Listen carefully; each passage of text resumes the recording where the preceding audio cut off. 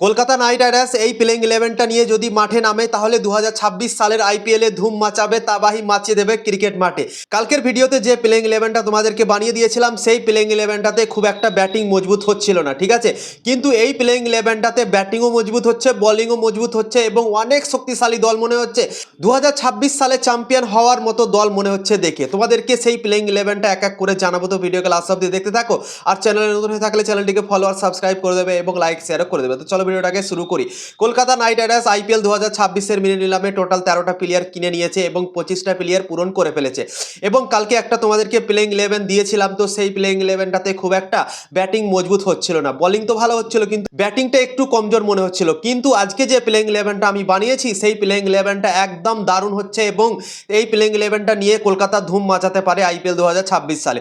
তো চলো এক এক করে সেই প্লেইং ইলেভেনটা তোমাদেরকে জানিয়ে দিচ্ছি।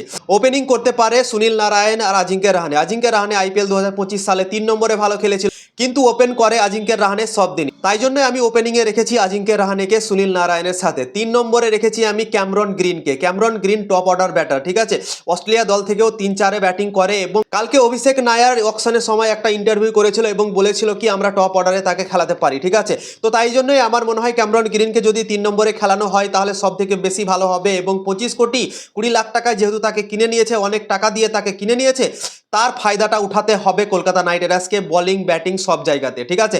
তো আমার মনে হয় 3 নম্বরে যদি তাকে খেলানো হয় তাহলে সব থেকে বেস্ট হবে কলকাতা নাইট রাইডার্সের জন্য। সে অনেক বলও বেশি খেলতে পাবে এবং তার কাছে বড় রান করার সুযোগও থাকবে। তারপর তোর ক্রিকেট খেলে ক্যামরন গ্রিন এবং টপ অর্ডার ব্যাটিং করে, তো তাই জন্য এই 3 নম্বরে সব থেকে বেস্ট হবে কলকাতার জন্য ক্যামরন গ্রিন, ঠিক আছে। 4 নম্বরে আঙ্কিরিশ রঘুবংশী খেলতে পারে এবং 5 নম্বরে খেলতে পারে তেজস্বী যাদব। তেজস্বী যাদব একটা wicket keeper batter, Delhi premier লিগে দারুণ পারফরমেন্স করেছে 2025 সালে, ঠিক আছে।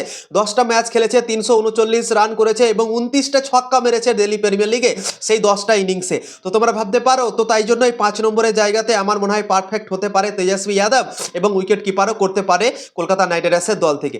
তো তাই জন্য এই 5 নম্বরে খেলাতে পারে কলকাতা নাইট রাইডার্স তেজস্বী যাদবকে এবং 6 নম্বরে রিঙ্কু সিংকে খেলাতে পারে, 7 নম্বরে রহমান পাওয়ালকে খেলাতে পারে। ওপেনিংয়ে যদি একটা বিদেশি উইকেট কিপার ব্যাটার খেলাই তাহলে কিন্তু রহমান পাওয়ালের জায়গা হচ্ছে না, ঠিক আছে। এবং সেখানে কিন্তু ব্যাটিংটা কলকাতার কমজোরি হয়ে যাচ্ছে। তাই জন্যই রহমান পাওয়ালকে ফিট করার জন্য ওপেনিং থেকে উইকেট কিপার বিদেশি না খেলিয়ে আজিঙ্ক্য রাহানেকে ওপেন করা উচিত এবং তেজস্বী যাদবকে মিডল অর্ডারে খেলানো উচিত 5 নম্বরে। রহমান পাওয়ালেরও জায়গা করা উচিত এবং তারপরেই কলকাতা নাইট রাইডার্সের ব্যাটিং লাইন আপ অনেক শক্তিশালী, ঠিক আছে।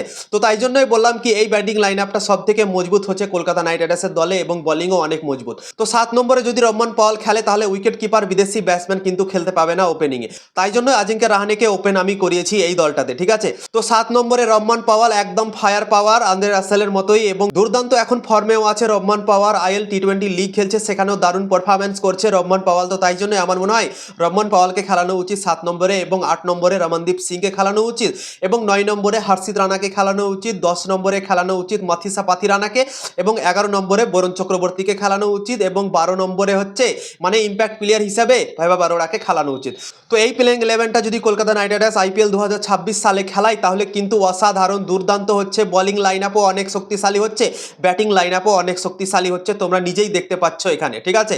ওপেনিং আজিঙ্ক্য রাহানে আর সুনীল নারায়ণ, 3 নম্বরে ক্যামরন গ্রিন, 4 নম্বরে আঙ্কিরিশ রঘুবংশী, 5 নম্বরে তেজস্বী যাদব উইকেট কিপার, 6 নম্বরে রিঙ্কু সিং, 7 নম্বরে রহমান পাওয়াল, 8 নম্বরে রমনদীপ সিং, 9 নম্বরে হর্ষিত রানা, 10 নম্বরে মাথিসা পাথিরানা, 11 নম্বরে বরুণ চক্রবর্তী এবং ইম্প্যাক্ট প্লেয়ার হিসেবে ভাইবা বারোড়া। তো অনেক শক্তিশালী মনে হচ্ছে এই দলটা। তোমরাই বলো কমেন্ট করে কেমন হয়েছে এই দলটা এবং এই দল নিয়ে কি 2026 সালের আইপিএল জেতা যাবে কি যাবে না, অবশ্যই কমেন্ট করে জানাতে পারো।